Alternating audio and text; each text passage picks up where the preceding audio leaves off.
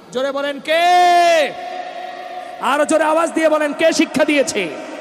শুধু তাই না, আমার আলহামদুলিল্লাহ, নারায়ে তাকবীর, বিশ্বজয়ী হাফেজ নাজমুস সাকিবের আগমন, নারায়ে তাকবীর। ও দোস্ত, সর্বশেষ কথা বলতে চাচ্ছি যে আপনার আমার জীবদ্দশায় কিরকম আচরণ সন্তানের সাথে বাবা মার হবে, বাবা মার সাথে সন্তানের হবে, আল্লাহ তাআলা শিখায় দিলেন। শুধু তাই না, আপনি সন্তানকে লালন পালন করে কবরে চলে গেছেন, আপনার জন্য, মায়ের জন্য, বাবার জন্য সন্তান কি দোয়া করবে ওই দোয়াও শিখাইছেন কে? আল্লাহ তাআলা বলেন রব্বির হামহুমা কামা রব্বায়ানি সগীরা। আল্লাহ তাআলা সুন্দর করে দোয়া শিখায় দেন, বান্দা আমি আল্লাহর কাছে দোয়া কর, আল্লাহ ছোট কালে আমার আব্বা আম্মা যেভাবে দয়া কইরা আমাকে লালন পালন করছে, আজকে আমার আব্বাটা দুনিয়া থেকে বিদায় হয়ে কবরে চলে গেছে, আজকে আমার মা দুনিয়া থেকে বিদায় হয়ে কবরে চলে গেছে। ও মালিক, ছোটকালে আমার আব্বা আম্মা আমাকে যেভাবে আদর করছে, তুমিও আমার আব্বা আম্মাকে কবরে এইভাবে আদর সোহাগ কইরো। বলেন আল্লাহু আকবার। এই শিক্ষা দিয়েছেন কে? এই শিক্ষা মাদ্রাসায় দেওয়া হয়। এজন্য বাবা মা হিসাবে যদি সন্তান থেকে ভালো ব্যবহার, ভালো আচরণ, সুন্দর আচরণ পেতে চান, বাবা মা হিসাবে যতটুকু শ্রদ্ধা আপনি পাওয়ার উপযুক্ত, কতটুকু শ্রদ্ধা ভক্তি যদি আপনি সন্তান থেকে পেতে চান, আমি মনে করি, শুধু মনে করি না, বরং গ্যারান্টি দিয়ে বলতে পারি, এতটুকু শ্রদ্ধা ভক্তি পেতে হলে আপনার সন্তানকে মাদ্রাসায় পড়াতেই হবে। জোরে বলেন ঠিক কিনা মুসলমান?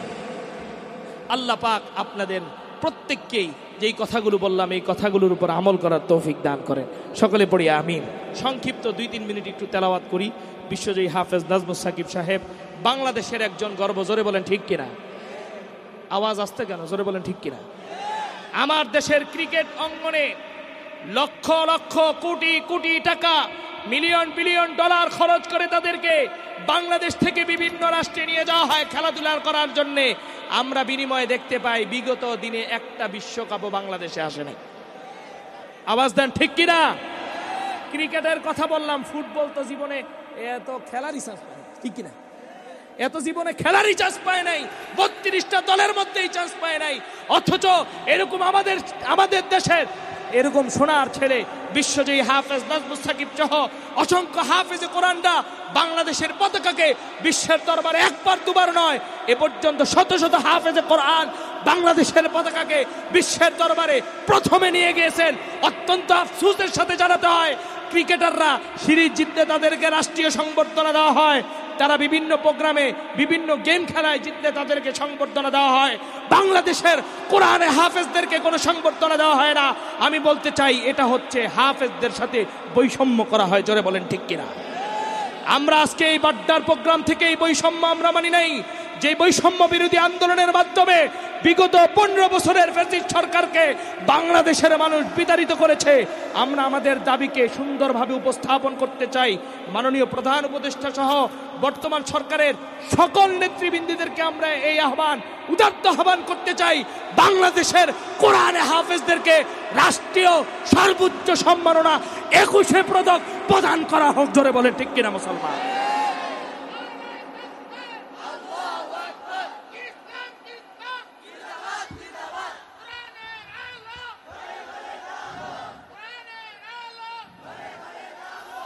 ভাইরা আমার, বন্ধুরা আমার, এই জন্য আপনারা সব সময় অ্যাক্টিভ থাকবেন, সোশ্যাল মিডিয়াতেও লেখালেখি করবেন যে বাংলাদেশের ক্রিকেটারদের সম্মান যদি থাকতে পারে, ফুটবলারদের সম্মান যদি থাকতে পারে, নারী ক্রিকেটার, ফুটবলার, ক্রিকেটার এবং নারী যারা সাঁতারু তাদের সম্মান থাকতে পারলে, আর তো ভিনদেশি দাদারা এটা চায় না। জোরে বলেন ঠিক কিনা?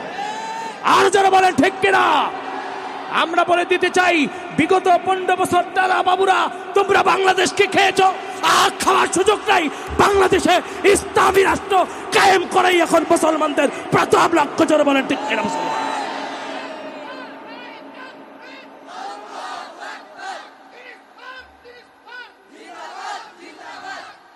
ভাইরা আমার, বন্ধুরা আমার, এই জন্য আমরা বলতে চাই, বাংলাদেশ 92% মুসলমানের দেশ। এদেশের সংসদের মধ্যে, এদেশের সংবিধানের মধ্যে এখনো বিসমিল্লাহকে ঢুকানো হয় নাই। জোরে বলেন ঠিক কিনা? এদেশের সংবিধানের মধ্যে বিসমিল্লাহ ছিল, কিন্তু বিগত ফ্যাসিস্ট সরকার দাদা বাবুদেরকে খুশি করার জন্য বিসমিল্লাহকে সংসদ থেকে নামিয়েছে, বিসমিল্লাহকে আমাদের সংবিধান থেকে নামিয়েছে।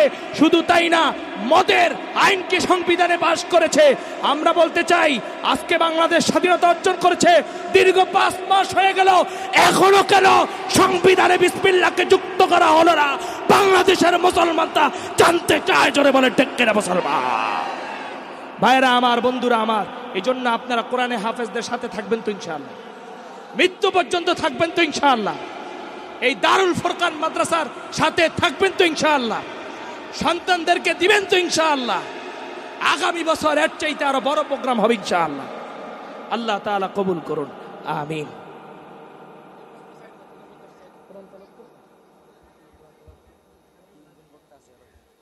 কোরআন তেলাওয়াত। শাইতানির রাজীম।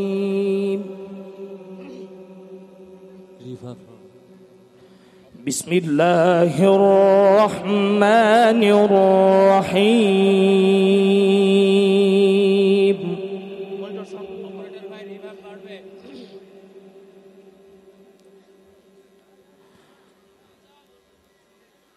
والتين والزيتون وطور سينين وهذا البلد الأمين لقد خلقنا الإنسان في أحسن تقويم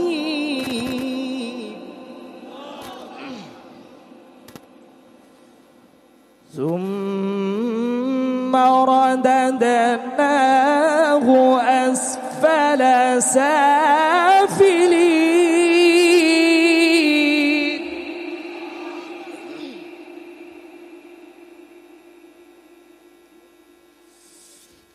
إلا الذين آمنوا وعملوا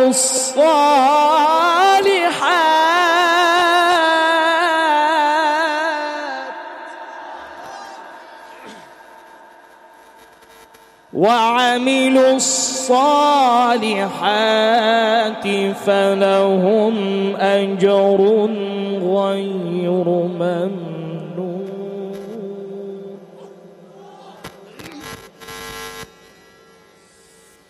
فما يكذبك بعد بالدين أليس الله بأحكم الحاكمين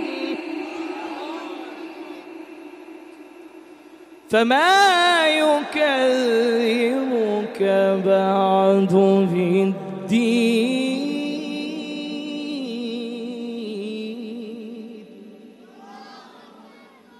أليس الله بأحكم الحاكمين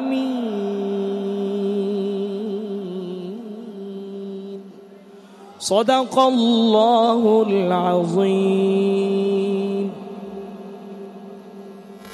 ইনশাআল্লাহ পাগড়ি প্রদান হবে, তারপরে বিশ্বজয়ী হাফেজ নাজমুস সাকিব সাহেব তেলাওয়াত করবেন।